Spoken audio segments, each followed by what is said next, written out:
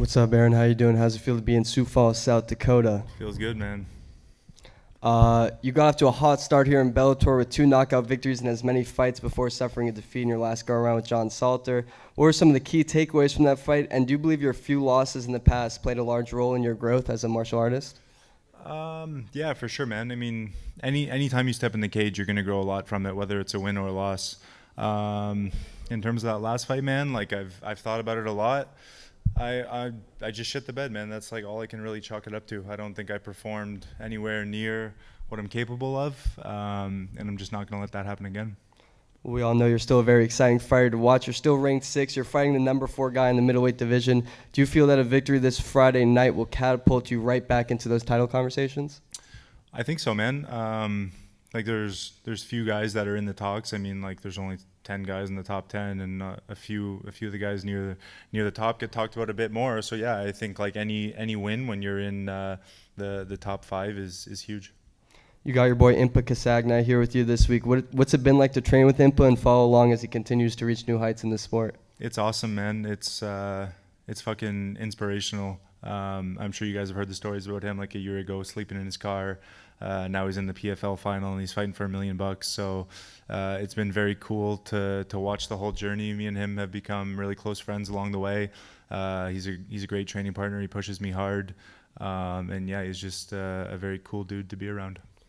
And last one, Dalton is undefeated, as you well know. He's been successful against each and every fighter that he stood across from in the Bellator cage. Why won't he succeed against you? What makes Dalton Rosta a favorable stylistic matchup for yourself? I don't think he's fought anyone near as good as me. I think he's kind of walked through a lot of these guys without much of a fight. And I think I'm going to be the first guy to put him in a fight, and I don't think he's going to like that. And I'm going to break his confidence. I think that's how I'm going to win. Hey, Aaron. Patrick Dano with Combat Sports UK.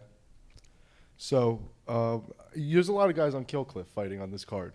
So, how does it feel to have everyone here, everyone training? I think there was like 8 of you in that room, all training, all getting ready for these fights. How much does it mean for all of you to be here together? Yeah, it's sick, man. It's always good energy.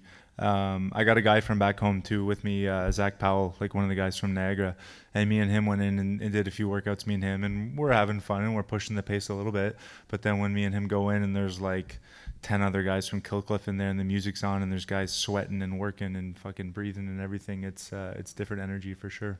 Most definitely. So what were your thoughts on Canada's big night at UFC 289? It's sick, man. Yeah, I love to see that. I feel like our gym is finally getting some recognition. Niagara top team. We had a few people on the card. And yeah, it just it feels like Canadian MMA is back on the map. What's up, Aaron? Dylan Napoleon with New England MMA here. So right now, coming off that loss back in California, what does this fight mean more or have any more stakes that others may have not? I don't think so. I mean, it's like so cliche, but like every fight is the biggest fight of your career, coming off a loss, coming off a win. If I would have won that fight, this one would have been that much bigger because maybe this is the title eliminator. I lost that fight, and so now it feels like my back's against the wall, so it's super important. So I think regardless, every fight is going to be big. Awesome. And we were just talking about Canadian MMA and the way that it keeps going up and everybody's kind of making their leaps and bounds in unison. What can you tell me about the Canadian MMA scene and the way it's grown in recent years? Yeah, I mean, like I just said, like seeing people at, what was it, UFC 289 picking up a bunch of wins. I think the Canadians were undefeated on that card, right? And I think three of the people on that card train at our gym. So it's cool, man. It's very inspirational. It's good for the gym. It brings people in. Like now, our girl Jazz back home, she has girls coming in to work with her. Hopefully that starts happening for some of the males in our gym too, like guys wanting to travel there. We actually just had another pro middleweight from out west who just moved to the gym. He visited for like a week and he decided he loved it, so he moved down. So hopefully that happens more and we get like one of the super gyms. Yep, 100%. And what is your analysis of Dalton as a fighter, and is this an exciting matchup for someone like you? For sure, man. I think this is an exciting matchup for everyone. Like I have people at home saying like, not only are they pumped for me, they're just pumped to watch a good scrap, because we're both scrappy guys. We're both tough. We both push the pace. Yeah, I like the matchup. I think he's good, but I don't think he's as good as he thinks he is, and I'm just excited to show that. And last from me, currently ranked number 6 in the middleweight division. Not to look ahead and not to overlook Dalton, but if you can map out your path to gold here in the Bellator division, middleweight division, how would it go? I mean, I don't know. Like, as least specifically as possible. I just want to kick everyone's ass and get the title. That's it, man. You just mentioned it. You guys are both scrappers, both very exciting fighters. When you just mentioned backs against the wall, how much more motivating is that? Hey, I got a guy who's game. I got a scrapper. I'm a scrapper, but I got a lot that I want to go take from this guy. Not just the fact that he's undefeated, but you're looking to get back in the win column. So where's your mindset at coming in this week?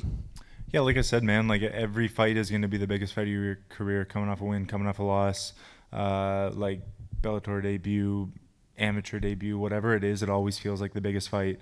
So I'm as motivated as ever. Thank you. Ken?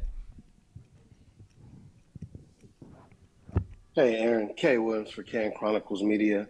What does a potential win of this magnitude do for you in your career thus far? It's big, man. He's ranked number 4. He's got a bit of a name for himself. I think he's kind of a popular guy with the fan base. So, yeah, it's huge. I think it does a lot for my career to beat this guy.